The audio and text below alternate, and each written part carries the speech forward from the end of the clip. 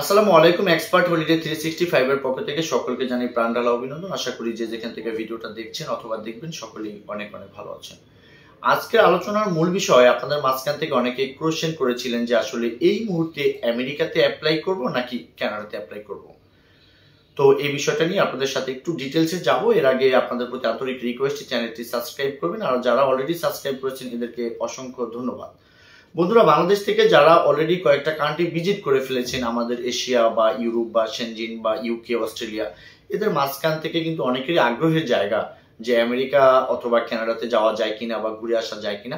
তো আমরা জানি যে ভিসা রেশিও কখনো কখনো তালমাটাল থাকে, কখনো আমেরিকাতে ভালো থাকে, কখনো আবার কানাডাতে ভালো থাকে, কখনো আপনার জন্য প্রযোজ্য হতে পারে আমেরিকা, কখনো আপনার জন্য প্রযোজ্য হতে পারে কানাডা। এখন বিষয়টা হচ্ছে যে কোনটা আপনার জন্য বেস্ট হবে, এটা কিন্তু আপনাকে আইডেন্টিফাই করতে হবে খুব কনফার্ম ভাবে। আপনি যদি আইডেন্টিফাই না করতে পারেন তাহলে কিন্তু ভিসা থেকে আপনি ডিক্লাইন হতে পারেন। সর্বপ্রথম আপনাকে চিন্তা করতে হবে যে আমেরিকা ভিসাটা ডিপেন্ড করে টোটালি ইন্টারভিউ এবং DS 160 ফর্মের উপরে। কানাডাটা ডিপেন্ড করে কিন্তু টোটাল আপনার ডকুমেন্টেশনের উপরে। দুইটা কিন্তু দুই বিষয়।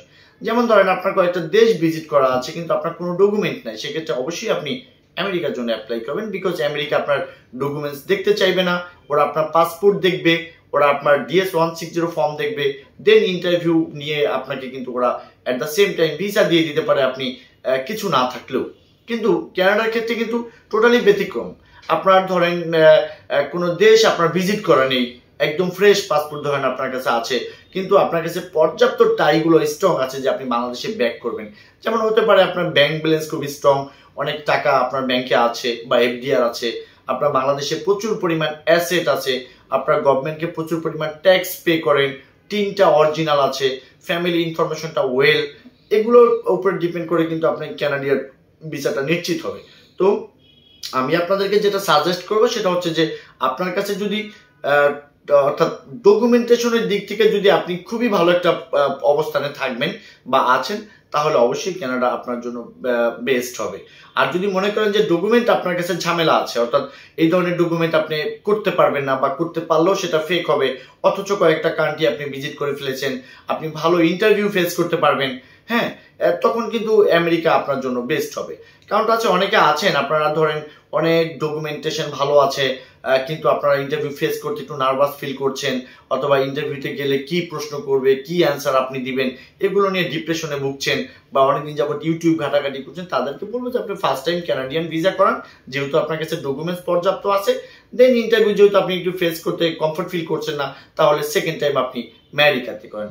বন্ধুরা, আশা করি আপনাদেরকে আমি টোটাল ক্লিয়ার বিষয়টা বোঝাতে পেরেছি। এক কথা হচ্ছে, যাদের কাছে ডকুমেন্ট নেই অথচ আপনি ইন্টারভিউ ফেস করতে পারবেন বলে আপনার কাছে সেই ধরনের কনফিডেন্ট আছে, অবশ্যই আমেরিকা আপনার জন্য।